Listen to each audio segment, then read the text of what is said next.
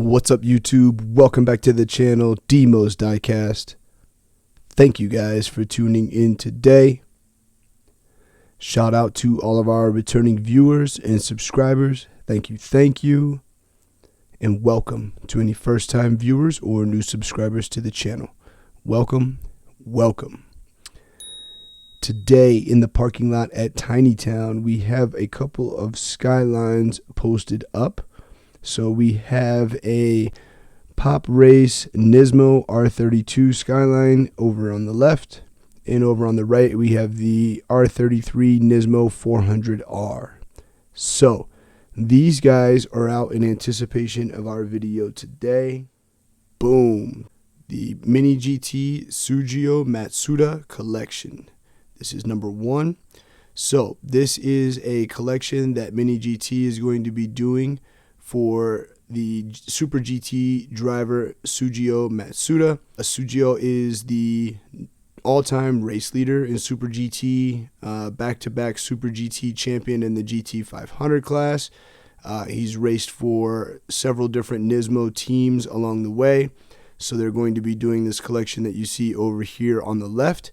This happens to be number 1 in that collection. So let's not waste any more time. Let's get this out of the package, take a closer look, and then we'll also be doing a quick comparison on the Mini GT version of the Gunmetal R32 to the Pop Race Gunmetal R32 in the back. Boom. So first up, this release comes with a cool Sugio Matsuda figure, little die-cast figure. This is die-cast, it is not resin. It does have some weight to it. It's super cool to get this with the release. So we'll set it back here next to the 400R, which is one of the cars that Sugio owned. Boom. Here is the R32. Beautiful. Wow, look at that paint. Excellent. Crazy.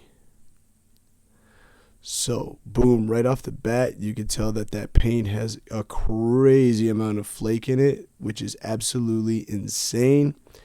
We've got the black Nismo LMGT4s on there with the gold center caps, which is beautiful. Nice gloss. You can see the Nismo decal there on the spoke. Excellent. Door handle detail is okay. There's a little bit of texture there, but nothing too crazy. We do get the GT badge down here, no side marker detail, mirrors on the casting, and they are flimsy, so no worries about breaking those. We did get some reflective on there as well, so excellent touch. We'll turn around and take a look at the front. We've got beautiful lensed up headlights. You can see the separate housings there. From memory, these headlights look a little bit better than older Mini GT R32 models, so maybe they updated those. You get your Skyline badge there on the hood, and then you get this grille painted up as well. You can see a front mount intercooler back here behind the front bumper. Lower front lip, excellent, and then your classic cutouts there on the R32 front bumper. Take a quick look at the rear. We get lensed up taillights that look excellent. Your GTR badge, we do get a license plate 32. And your R32 rear wing, excellent. It is cut out underneath, and we do get like a little lip spoiler there as well as the upper spoiler. Plenty of defroster lines on this, which is excellent, and it looks like some good interior detail back there as well. Interior wise, nothing too crazy. Mini GTs usually aren't. There's good texture detail, but usually nothing's painted. You can see some gauges there in the center of the dashboard. Steering wheel detail looks pretty good. Don't see any harnesses or anything like that on the seats though, so no worries there.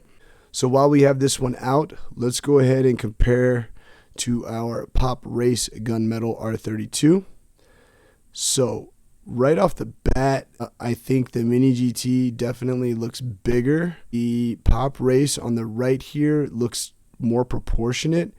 I think the Pop Race has better headlights. The front grille looks a little bit better on the Pop Race. Front bumper wise, I think the Mini GT gets the nod there. And I do like the painted front lip on the Mini GT versus just the black, even though I think this one is truer to the real car. No front license plate on the Mini GT. You do get a Nismo on the Pop Race. Both have the Skyline emblem there on the hood. The Pop Race is definitely bigger and more clear. Both get mirrors. I do like the mirrors better on the Pop Race. I think they're more proportionate to the size of the car. Paint-wise, both have a lot of flake in them. Definitely the Mini GT is more, but I think the paint is great on both. I don't really think because the Mini GT has more flake, it makes it better per se. Take a look at these from the side. Both get the GT badge there on the front fender.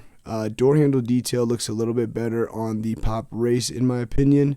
We get the Nismo wheels on the Pop Race and the Nismo wheels on the Mini GT. The difference being that the Nismo wheels on the Pop Race are like the OEM factory Nismo wheel that came on the 32, whereas the LMGT4s are going to be more of a modern Nismo wheel. The windows, the B pillar is not as thick on the Pop Race as it is on the Mini GT. I think that looks a little bit better, as well as the trim around the windows. I think that makes the windows on the Pop Race look a little bit big. Take a quick look at the rear. I think, that rear end looks much better on the Pop Race in my opinion. You get the little details there on the lower rear bumper. The Skyline is more pronounced and readable in the middle, in between the taillights. The GTR badge looks about the same on both. Taillights, I think, are more clear on the Mini GT, but I think they're more proportionate and correctly sized on the Pop Race. Both get the lip spoiler with the regular GTR R32 spoiler, so both are good there. Base-wise, Mini GT, I believe, is a metal base. Yeah, so the Mini GT is going to be a metal base. We definitely get better exhaust detail on the Pop Race. Both are screwed together. Size-wise, the Pop Race is actually a little bit bigger. It's longer for sure, but I think the Mini GT is kind of taller. Transmission detail looks decent on both, but that exhaust detail is way better on the Pop Race for sure. Everything going to be the same on this side. I think gas cap detail looks better on the Pop Race. So all in all, we do get defrosters on the Mini GT, whereas we don't on the Pop Race. The other thing that separates these two, you get opening trunk on the Pop Race, which is excellent. And we also get opening hood. Boom. So beautiful engine down in there. Pop Race makes an excellent detailed engine bay. Absolutely love it. Love it, love it. So all in all, I think between these two, I'm giving the nod to the Pop Race, to be honest with you. This is an excellent casting. Price point wise, they're about the same. So the only bonus that you get, at least with this R32, is the Matsuda figure back there. So I do think that's a bonus, and I think that's super cool. But all in all, I'm definitely rolling with the Pop Race on this one. I think they nailed it. They got it much better. Guys, let me know down in the comments what you thought about the review today on the Mini GT R32 with the Matsuda figure. I think it's super cool that they're doing like a tribute line for Matsuda, being his relationship with Nissan and with Nismo. He retired from Super GT last year, to my knowledge. But again, he is the winningest driver in Super GT, as well as a back-to-back Super GT champion. So shout out to him, and shout out to Mini GT for honoring him. I'll be looking forward to the other 5 cars that they're going to release. I'll keep an eye out for those. I think they said there's a total of 6 cars in the set. So I'll definitely be looking for those when they drop, and we'll bring them back to the channel when we get them in hand. So if you guys haven't already, please don't forget to smash that like button. We appreciate you tuning in, sharing your time with us. We'll see you guys very soon on the next one. One love.